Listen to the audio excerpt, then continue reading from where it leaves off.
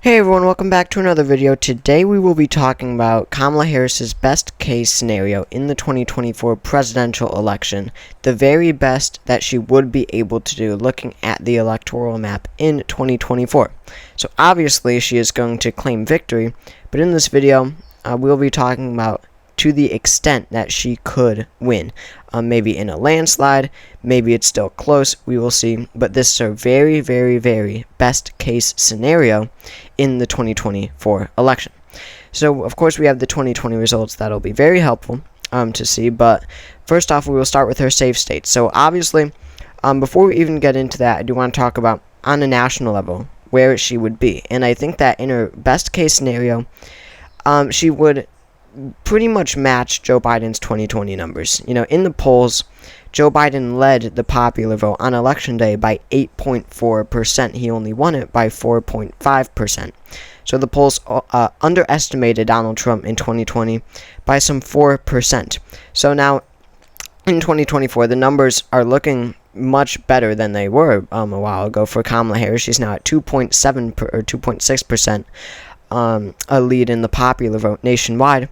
But, of course, the polls do tend to underestimate Donald Trump. Usually we'll see if that holds up in 2024. But looking at these numbers, looking how the polls, even with Biden's huge margin in the polls in 2020, the polls still underestimated Donald Trump.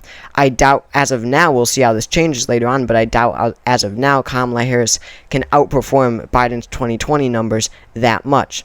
So, all the safe states that Joe Biden won in 2020, of course, she will win again in her best case scenario. So that is Washington, Oregon, California, Hawaii, Illinois, New York, Connecticut, Rhode Island, Massachusetts, Vermont, Maine's 1st District, New Jersey, Delaware, Maryland, and Washington, D.C. Those are all of the safe states. And really, all the safe states that Donald Trump won by safe margin, which is a 15% margin or more, I also think would go to him. Joe Biden did have some appeal in these rural areas that are safe for Donald Trump, because of his more moderate appeal, because he was the return to normalcy candidate. But Kamala Harris really has lost all of that appeal, and even if she is matching or maybe even outperforming Joe Biden's 2020 numbers nationwide, I doubt she'll be able to make any of these 2020 safe Republican states likelier or closer. So that's Utah, Wyoming, Idaho, Montana, North Dakota, South Dakota, Nebraska at large, Nebraska's 3rd District, Oklahoma, Louisiana, Arkansas, Missouri, Kentucky, Tennessee, Mississippi, Alabama, Indiana, and West Virginia. And then we also, I guess that is it for safe states. I mean, honestly, I don't know if Nebraska's 1st District, even in her best case scenario, would be able to stay safe, but I'll keep it as of now. It's fine. So now we move on to likely states. So these states will be a little bit closer, but I do want to add in a couple states for Kamala Harris into that safe column. Number one, most prominently being Colorado. Colorado is a state that is trending heavily towards the Democrats. Joe Biden won it by 13.5% in 2020, and you can even see from 2016 it was a huge trend towards the left. Hillary Clinton only won it by 5%. Biden won it by 13.5%, a major trend to the left. Kamala Harris, I think, will continue that into safe margin territory. So, Colorado absolutely becomes safe in her best case scenario, but I don't think, looking at the margins, that any other state would be able to, even in her best case. So now we move on to likely states. These are states that will be decided by a 5 to 15% margin, so a bit closer. Of course, we'll start with the Democrats, as we always do, and we have a series of pretty Democratic states like New Mexico, Minnesota, Virginia, New Hampshire, that are all likely states, aren't quite safe, but aren't quite that competitive. They were looking competitive with Biden as the nominee because of how weak he was as a candidate nationwide. But Kamala Harris has proven that she will be, she has really re-energized the Democratic Party. Now Democrats are more enthusiastic about Kamala Harris than Democrats are about Donald Trump, which is a major reversal from a few months ago when Biden was the nominee. So in her best case scenario, I absolutely think that all of these states would stay likely. But honestly, none of them are in 12 or 13 point margin territory for Biden back in 2020, so I really doubt that any could become safe. So New Mexico, Virginia, Minnesota, New Hampshire, and Maine all stay likely for Kamala Harris. I also believe that she will be able to expand in Nebraska's 2nd district. This is all suburbs, which Kamala Harris, if she can, efficiently make the case against Donald Trump, she can definitely win over those types of voters. But as of now, that's it for likely Democratic states. Or no, there actually are more, but first we'll go into likely Republican states. So we have Nebraska's 1st district, Kansas. I doubt Kamala Harris can make inroads in these states. Those will be, they were likely in 2020, and they will once again be likely in 2024. South Carolina could get a little close. We have high African American voter turnout in South Carolina. But then again, how much is she going to expand on Biden's 2020 numbers? Probably not that much. We have Maine's 2nd district, very rural. I doubt Kamala Harris would be able to do very well in Maine's 2nd. I don't know what appeal she would have to those types of voters. That does stay a likely state. And then we have Iowa. Iowa is a state that is trending heavily towards the right, towards Republicans. Trump won it by 8.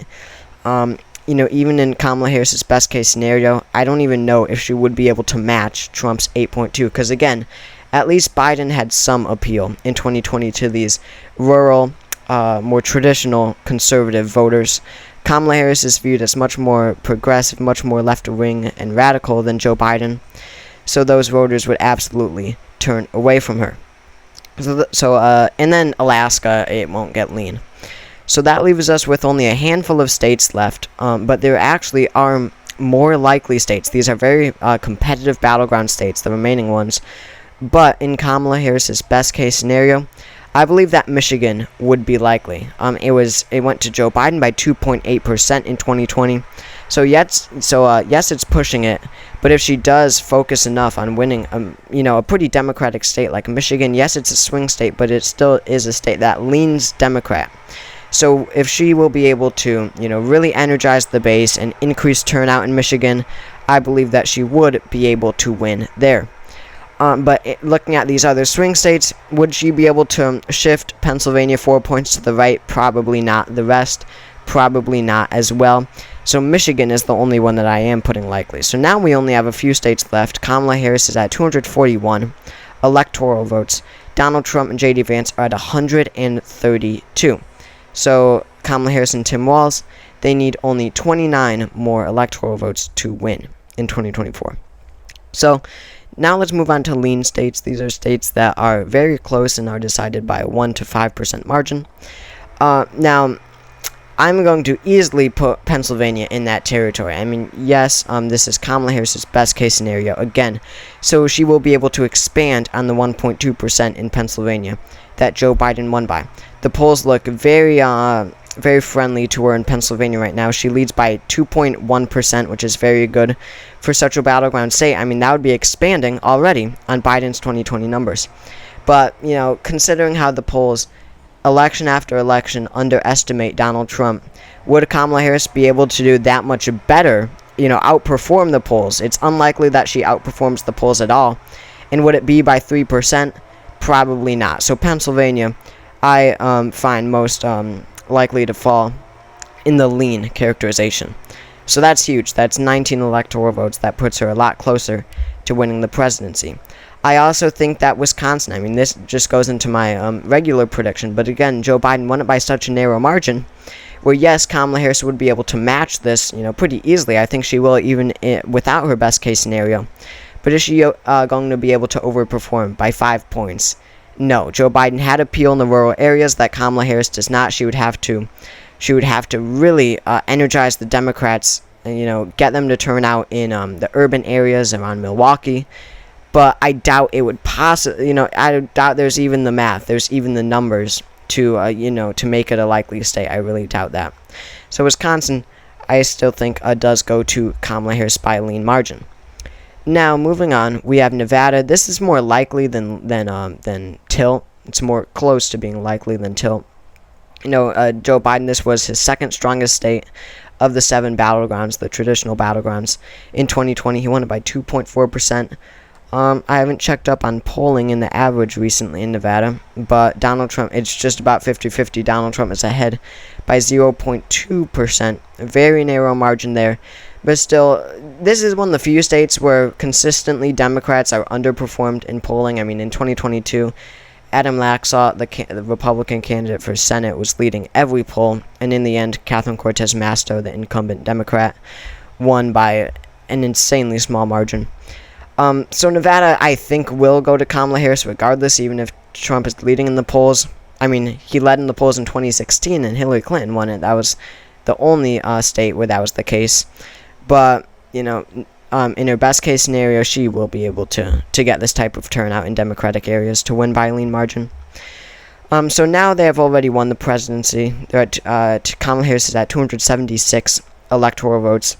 But there are more. I think that Arizona, in her best case, would be able to go lean. I doubt this will happen, but it is a trending left state, and if the Democrats are able to, get this voter turnout that they need desperately, get more registered voters, and, whatever, Republican vote is still depressed for Donald Trump. I mean, there are still a lot of traditional Republicans, McCain-type Republicans in Arizona. They are very prominent in Arizona. That's what gave Biden the victory, the very narrow victory in Arizona back in 2020 was the more traditional conservative Republicans. That's how we won Arizona.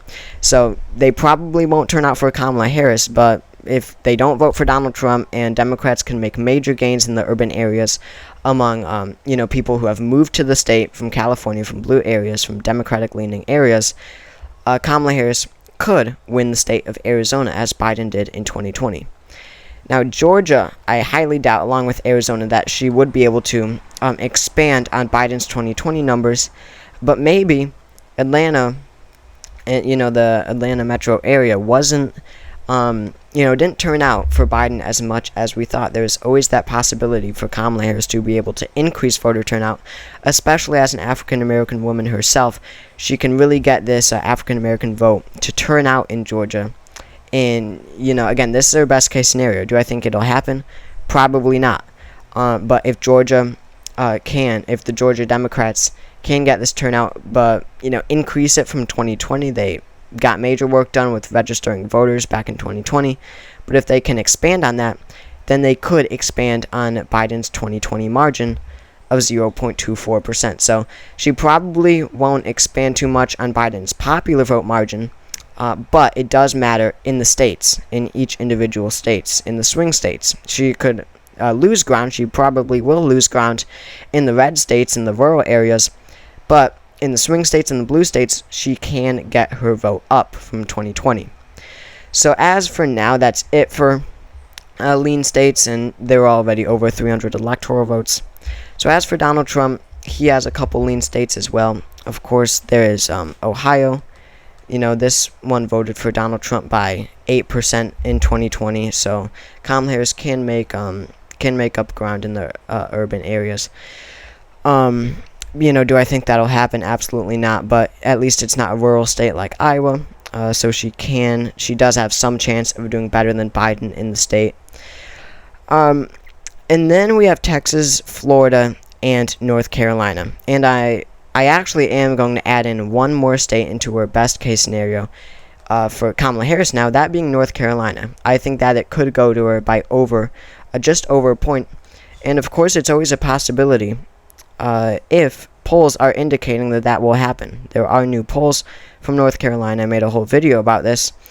Donald Trump is still ahead in the average, I'll mind you, but Kamala Harris led in the Cook Political Report by 2 points, and then without third parties by 1 point. So it absolutely is possible. Biden, this out of the 7 battlegrounds, this is the only one that Biden lost in 2020, so it is an uphill battle. But still, it was very close, and Kamala Harris can make gains in the state. And polling wasn't too far off. It barely overestimated Biden. So if she would be able to take the lead in the average, then this might actually be a reality. So now that leaves Texas and Florida, 70 electoral votes. So major. Now the question is, can Kamala Harris win these states? Obviously, these are Republican-leaning states. Texas voted for Trump by 5.6. Florida voted for Trump by 3.4.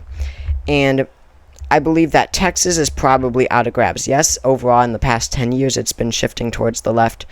But 5.6, gaining 5.6 from 2020, when Biden was really able to, for a Democrat at least, win a substantial portion of rural traditional conservatives, and Kamala Harris is going to, lose major ground among them.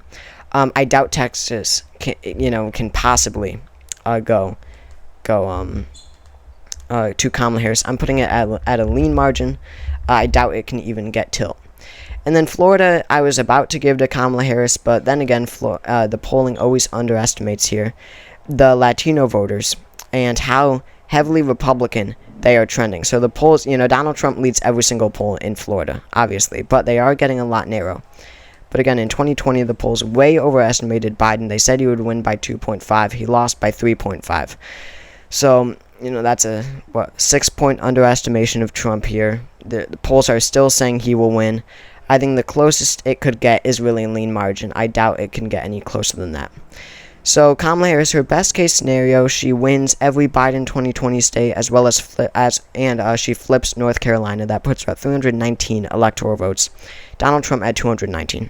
So thank you all for watching this video. If you enjoyed this type of content, please make sure to subscribe down below. Trying to get to 10,000 subscribers before Election Day. Drop a comment to let me hear your thoughts, and also drop a like. And I'll see you all next time.